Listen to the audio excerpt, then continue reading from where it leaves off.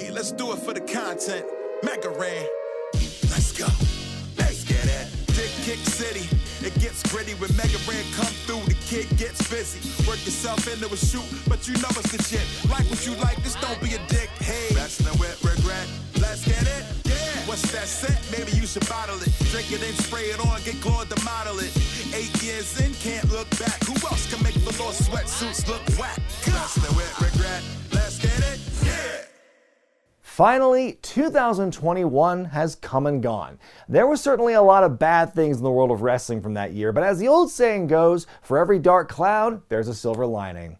I thought I was going to have a hard time finding 16 good things about wrestling to talk about from 21, but as it turns out, I didn't. Number 16, Bad Bunny.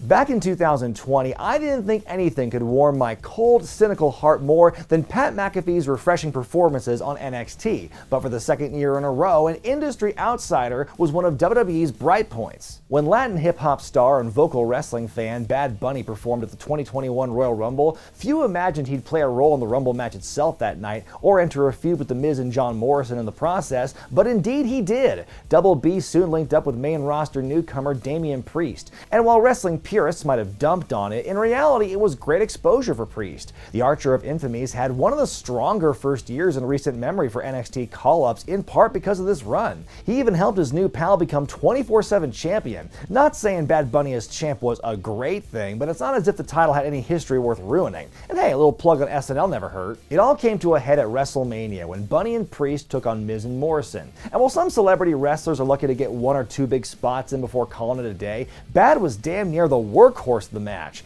It was a fun romp that saw he and Damian win the day. Then he was never seen on TV again. That being said, I would consider Mr. Bunny's involvement this past year as a net positive. He worked his tail off to get better in the ring, going to the Performance Center constantly, and the folks he worked with made him look great. The only bad thing about it was the backlash from insulated wrestling fans who figured since they had never heard of him, nobody had. Well, Spotify would like a word. Number 15, Hook Sent. With only 2 matches under his belt at the time of this recording, this second-generation rookie has become one of the hottest names in wrestling today. All it took was a lot of patience. Hook made his on-screen debut only a year ago in the midst of Cody Rhodes' feud with Team Taz in December 2020. The 22-year-old prodigy, son of Taz, stayed strong and silent as he lurked in the shadows of the group for the better part of a year. Hook's brooding demeanor and rugged good looks only added to his mystique. The moment CM Punk mentioned Hook by name in a promo, anticipation for his eventual debut match reached a fever pitch. Finally, on the December 8th episode of Rampage, almost 1 year to the day of his first appearance, the handsome devil lived up to the hype in his winning debut against Fuego del Sol, showing off an extensive array of grappling skills and establishing himself as a no-nonsense badass. An eagerly awaited follow-up match just occurred recently against Bear Bronson to similar results. To put it bluntly, people haven't shut up about this kid in months, but I mean that in the most respectful way because at the moment, it's working to perfection. Who knows what the future ultimately holds for Hook in AEW, but his presentation, his debut, and his overwhelming buzz proves that anything can feel important and pivotal if it's built properly. Number 14, Bianca Belair vs. Sasha Banks at WrestleMania. Aside from not having to endure a pay-per-view so long that it requires a lunch break, one of the big benefits to having a 2-night WrestleMania is having the chance for more wrestlers to take part in a WrestleMania main event, the last match of the evening, the one the fans pay to see. This one definitely belonged in that rarefied air. Sasha Banks had been arguably the MVP of the women's division for the last half-decade, but some would say she'd been overlooked for that top-tier Mania match. Meanwhile, Bianca Belair had proven herself to be a commanding presence in both NXT and the main roster. After a stop-start debut in the pre-Thunderdome days, she became a force in early 21 to win the Women's Royal Rumble, earning her main event match at WrestleMania. To put it another way, the speed at which Belair went from starting out in developmental to main eventing the biggest show of the year is similar to guys like The Rock or Kurt Angle or Seth Rollins type stuff. Needless to say, this match absolutely delivered. Historically, the best match on WrestleMania isn't always the main event, but this one arguably checked both boxes. Belair won the match and the title and solidified her place as the new face of the women's division. Oh dear. But all joking aside, it was one of the better matches of the year, be they man or woman, and it also owns a nice piece of WWE history to boot. Number 13, love that Danhausen. In a world as competitive as professional wrestling, it takes a special talent to be able to stand out in a crowd. It's even more special if you can do that while wrestling as little as possible. That's exactly what Danhausen started doing in late 2019, abandoning his darker edge for a more lighthearted persona. Combined with a sharp wit, a great work ethic, and a strong social media presence, Mr. Hausen soon became one of the hottest names on the independent scene before getting signed by Ring of Honor in 2020. With endorsements from countless stars and one of the top merch movers on Pro Wrestling Tees, Danhausen's had himself a hell of a run that kept going all the way through 2021. Your favorite indie wrestler may be cool, but not appearing on Conan O'Brien's podcast cool, or getting your own blend of coffee cool, or Xavier Woods wearing your t-shirt on G4 cool. From folks co-opting the very nice, very evil catchphrase to adding Hausen to their online handles, it's hard to ignore the man's influence. Danhausen unfortunately suffered a broken leg during a match on Halloween of all nights, and while the injury obviously sucks, the beauty of his gimmick is, like I said, it doesn't really require him to wrestle all that much. And to that point, the guy still has indie bookings all over, still sells tons of merch, and is still able to do a lot of what he did that made him popular in the first place in the online realm. Here's to Danhausen for a speedy recovery, and for building a brand that is somehow both pandemic-proof and injury-proof. Number 12, Walter vs. Ilja Dragunov 2. The legend of the first meeting between NXT UK champion Walter and Ilja Dragunov back in October of 2020 still echoes throughout the wrestling world. I mean that literally too. Those loud-ass chops in the empty building, hoo boy. Once Dragunov's chest had finally healed and was no longer a viable source for Walter's fingerprints, he decided to go through hell once again, but this time in front of a much larger audience at NXT TakeOver 36 the night after SummerSlam. It was a hellacious battle that somehow topped the previous encounter, and somehow the chops were still just as loud. This one was an all-time David versus Goliath battle, full of strikes and submission attempts, a classic old-school wrestling match with modern delivery. You could feel this one. Dragunov finally conquered the beast of the sleeper hold, snapping Walter's historic reign to become the new champion. It was one of the greatest matches WWE had all year, and ended up being, unbeknownst to fans at the time, a closing chapter of one of the most stylistically progressive eras in the history of the company. Number 11, Bobby Lashley and Big E win the WWE title. 2021 saw the ultimate push of two talents who had been pegged for greatness eons ago, but for various reasons took the long road in fulfilling their destinies. After a lengthy time away from WWE, Bobby Lashley came back in 2018 with championship goals. After going through some bad booking, Lashley finally got his due when he and MVP formed the Hurt Business en route to finally becoming WWE champion in early 2021.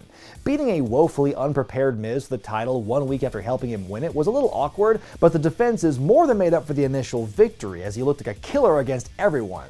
Ironically, the man who beat Lashley for the title was also someone who had at one time been pegged to replace John Cena, Big E. After spending years as one-third of the enduringly popular New Day, E embarked on a solo run that saw him win the IC title and the Money in the Bank briefcase, before calling his shot and cashing in on Lashley on an episode of Raw to become the new champ. Though the way in which he won it isn't exactly befitting a powerhouse babyface and kinda shows that WWE likes to go with what it knows and that's it, the title itself is a well-earned pot of gold at the end of the rainbow for the performer and the fans who invested in him.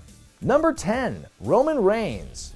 In 2020, fans were blown away at the arrival of the Tribal Chief version of Roman Reigns. Turning heel and aligning himself with Paul Heyman, this cold, calculating head of the table has become the best version of himself to date, and it continued onward in 2021. Few have been as dominant as Roman Reigns this past year. Unless you count a disqualification loss to Xavier Woods a couple months back, the guy has been unbeaten on TV and pay-per-view all year, taking down every opponent before him. His promo game is still on point more than a year after his return, and his matches remain solid, barring that weird ending to the match against Finn Balor. I never thought I'd see the day where Roman was booed and Brock Lesnar was cheered by design, but we're finally there, thanks in large part to Roman's super heel push. There's not a whole lot of new to say about him in 2021 compared to 2020, but that doesn't mean he still isn't the best thing going in WWE today. Now when's that damn match with The Rock happening? Number 9, Ring of Honor Final Battle, the end of an era. As I talked about 2 weeks ago, the whole wrestling world suffered a huge blow when Ring of Honor announced they'd be going on hiatus for the first part of this year. With its future unknown and no clue who's going to show up in the next version, the company went out with a bang with Ring of Honor's Final Battle pay-per-view in December. I don't give a single shit if you call me biased or a shill, but I think Final Battle was easily one of the best wrestling cards of the entire year. With the knowledge that this moment in the sun might be their last, the folks who performed on that night gave their all, and that passion was felt in the arena that night. Along with all the great matches, there were also touching video messages by ROH alumni sharing their memories of the promotion, as well as the big surprises like Deonna Purrazzo, FTR, and Adam Scherr, the former Braun Strowman. And in the end, the main event of Jay Lethal and Jonathan Gresham for the original World Championship saw the entire locker room empty out to watch the rest of the crowd. It was a moment that I personally will never forget, and one that defined everything ROH had been about since 2002. Final Battle was a number of things. It was a wrestling card, it was a curtain call, it was kind of a eulogy in a way, but at the same time made strong hints at a wild and crazy future ahead. And if this is truly the end of an era, then it went out in a blaze of glory. Amidst the sadness of ROH's fate came an event that will go down in history befitting its legacy. Number 8. Wrestlers getting help.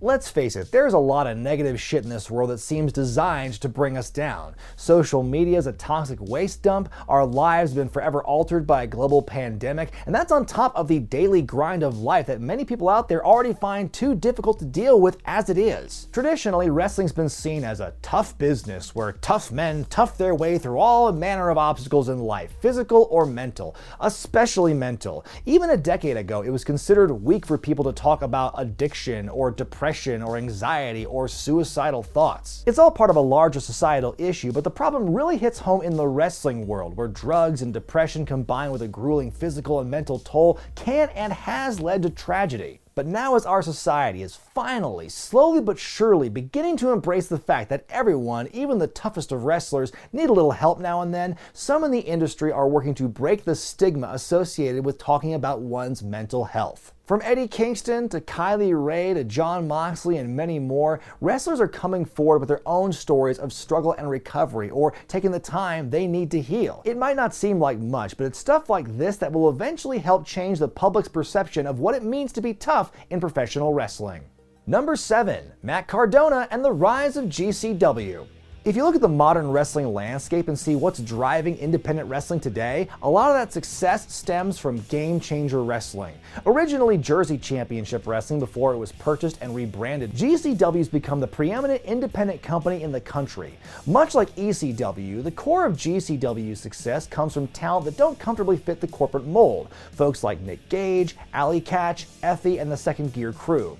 It also comes from their willingness to get violent and at times ridiculous. Look no further than the annual Joey Janela's Spring Break, usually one of the highlights of WrestleMania weekend. If AEW is the spiritual successor to WCW, then GCW is like ECW's corpse reanimated by black magic. GCW's taken the best of the hardcore subculture and combined it with savvy, modernized marketing techniques, all on a platform that helps expose future stars and serves as a proving ground for established names. One of those names just happens to be GCW's greatest villain, the self-proclaimed king of hardcore, Matt Cardona. The former Zack Ryder arrived on the scene and completely reinvented himself to generate the most heat possible from the GCW faithful, from decrying death matches and glorifying the WWE style to winning the GCW title from Gage under a hail of garbage and pizza cutters. And if that wasn't enough to cement himself as one of the company's biggest assholes, there was also this homage to ECW champion Vince McMahon. Cardona has said that 2021's been the best year of his career, and judging how well the act is getting over there, it's not hard to see why. While Matt's benefiting from this revival of his character, so too is GCW for generating so much interest with it, on its way to earning its reputation as the solid number 3 promotion in the country. Number 6. The Kenny Omega and Hangman Page arc. They say a villain is only as good as its hero, and this past year there was no better foil for AEW World Champion Kenny Omega than his former partner turned rival, Hangman Page. At Full Gear, Page overcame the odds and beat Omega to finally win the world title, but that statement is far from the full story. For 2 years, fans had watched Adam Page strike out at becoming the first AEW champion, to drinking alone because his friends in the Elite had finally had enough of his self-destructive behavior. He spent months wallowing in misery until he was finally befriended by the Dark Order and regained some of what he had lost along the way. He was briefly knocked out of the title picture, written off to be home with his wife and their newborn child, but came back hotter than ever, his confidence confidence at an all-time high and got right back to work in challenging Omega. The two had a great match, and in the end, Page's victory capped off a terrific story arc that proves that long-term booking can be done well and done successfully. Hangman's individual story is a big part of what made this such a compelling angle. For the last 2 years, Hangman's biggest rival wasn't Kenny Omega or Pac or Chris Jericho, but rather himself. Seeing him overcome his crippling self-doubt and start to believe in himself because the fans did was one of the most endearing babyface things I've ever seen. In an industry where we're taught to believe that the biggest and best wrestling stars are never allowed to show any emotional weakness. And while we're at it, major props go to Omega for his work as champion. I'll admit the beginning of his reign felt a little flat to me, but his overall body of work in 2021 across AEW, Impact, and AAA speaks for itself, all while he was dealing with mounting injuries. Omega deserves all the praise for his time as the belt collector and was the perfect villain for Page as the title changed hands. Number 5. The return of CM Punk. Quite possibly the most asked question, the most fantasized about piece of fantasy booking in the last decade has been, when will CM Punk come back to wrestling? After walking away from WWE in 2014, fans have been asking that he come back in some capacity ever since. Well shit, I didn't mean any capacity. But as the years passed, it seemed less and less likely the straight-edge superstar would ever come back to mainstream professional wrestling. Until this past August. On the second episode of AEW Rampage, CM Punk returned to our TV screens for the first time in 7 years to one of the biggest, loudest, and most sustained ovations we heard all year. There were cheers, there were tears. This was a huge moment, a moment that many fans never expected to happen, but it finally did. CM Punk was back. After initially balking at getting in on the ground floor of AEW, Punk decided to join when he saw how the company had been run up to that point. Unlike how some legends are portrayed in, say, WWE, Punk's been presented as a cagey veteran who's proving to himself to earn his keep, working alongside younger talent like Darby Allin, Daniel Garcia, and MJF. And for the most part, it doesn't appear like he's lost much of a step during his hiatus from wrestling. CM Punk's success in WWE against all odds helped open the door for many other indie contemporaries to make the jump to the big time, but he was also absent for a lot of the fruits of his labor. His return has been a long time coming for many fans and has also been a huge boon for AEW. Number 4. All Out 2021. With so much that was advertised and so much that was teased, the third annual All Out pay-per-view had more hype going into it than some WrestleManias in the last decade. But did the show live up to that hype? The answer was a resounding yes. Or maybe it was one of these kinds of yeses. The event on Labor Day weekend was a crowning achievement for AEW, selling out in under a day and becoming the most purchased non-WWE event since 1999.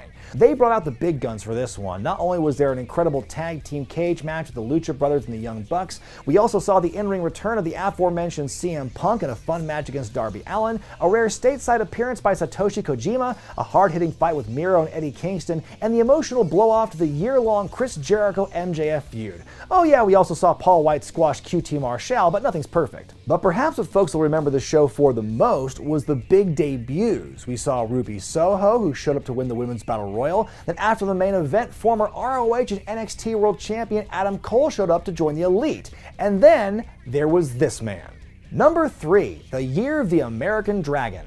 There are few wrestlers who've had a journey quite like Bryan Danielson, between constantly fighting an uphill battle for respect in WWE, retiring and unretiring after battling through a brain injury, and consistently putting on great matches in the ring. Danielson's already proven himself to be one of the best, but this past year may have raised the bar even higher. For all the waves he made debuting at All Out, it might be easy to forget that Bryan still had a great run in WWE while he was still there. Though he didn't wrestle every week, he made the matches that he was in count. He spent the first half of the year locked in a bitter battle with Roman Reigns and Edge over the Universal Championship. Their triple threat match at WrestleMania was one of the best of the weekend, and his singles match with Roman on an April episode of SmackDown was equally good, his final match before his WWE contract expired. Then came All Out in September, which was not only a defining moment for Bryan himself, but for AEW as well. The move was a giant shot in the arm for the company and helped further legitimize them, the cherry on top to what was already an excellent pay-per-view. Danielson went to work right away and proving he's one of the best in the world, going into an incredible half-hour draw with Kenny Omega and a non-title match at Arthur Ashe Stadium, as well as a much shorter but equally entertaining bout with Minoru Suzuki. But Amdrag would outdo himself once again back in December, mowing through the Dark Order before going to a 1-hour time limit draw against Hangman Page for the AEW title. Though the sample size was small, there's no disputing that Bryan Danielson is finally in his element as one of the best wrestlers of our generation, and his work across both WWE and AEW in 2021 proved that. Number 2, the return of crowds. Look, I'm very much aware that this entry is at risk of becoming severely dated soon, but for right now, the return of crowds has been one of the most refreshing things about wrestling this past year. 2020 forever changed the appeal of the empty arena match when the pandemic forced wrestling to go without fans for nearly a year. Not only did it make consuming wrestling an entirely different experience, it was damn depressing to watch. Every company responded to the shutdown in its own unique way, from Thunderdomes to cinematic matches and everything in between. WWE and AEW just so happened to be based in Florida, where COVID restrictions have been among the loosest in the country, so they were the first to bring crowds back. Slowly at first, a few dozen here and there, until the spring of 2021 when AEW hosted Double or Nothing at a packed Daly's Place. Soon after, WWE went back with live crowds, who were briefly blessed with the return of John Cena. The loss and return of crowds is a powerful reminder of what makes wrestling so special in the first place. That instant reaction to live art the moment it's created, and that connection between spectator and performer. As convenient as it may be to be able to press a button and create any reaction you want in a room full of screens, even the most cynical of promoters were longing for the return of the masses, and this past year, we finally got it. And my pick for the best thing about wrestling in 2021 was the Forbidden Door. Whether it was due to the pandemic or simply the passage of time, the way things are done in wrestling has changed dramatically in the last year alone. In an industry all about creating unforgettable moments, the opening of wrestling's Forbidden Door has provided plenty of those. For much of 21, all those seemingly impervious walls between promotions were lifted as new working relationships have been formed. New Japan talent showed up on AEW and Impact, Kenny Omega and Christian Cage fought over the Impact World title, Jon Moxley beat Matt Cardona to become GCW champion, ROH guys in New Japan Strong, Final Battle in general happened, and Rocky Romero worked pretty much everywhere not named WWE. The partnership between Impact and AEW seems to have stopped for the time being, and of course the Omicron variant's keeping Japanese wrestlers from coming stateside anytime soon. But the fact these crossovers happened at all last year gives fans hope that it can happen again. Not only does somebody from one company popping up on another show make for good TV, it breeds that feeling of spontaneity many feel has been gone from wrestling for some time. Compared to the somewhat stodgy nature of WWE, the Forbidden Door has shaken up our perception of wrestling's borders and unwritten rules, and has made the industry exciting to watch again. And that's why the Forbidden Door is my pick for the best thing about wrestling in the year 2021. But man, so much more from last year that's worth talking about, like Christian Cage coming back, he and Edge having good years, Sting wrestling again, Shibata coming back, Thunder Rosa in general. Let me know what else I missed in this countdown in the comment section below. I'm Brian Zane, and let's make 2022 a good one.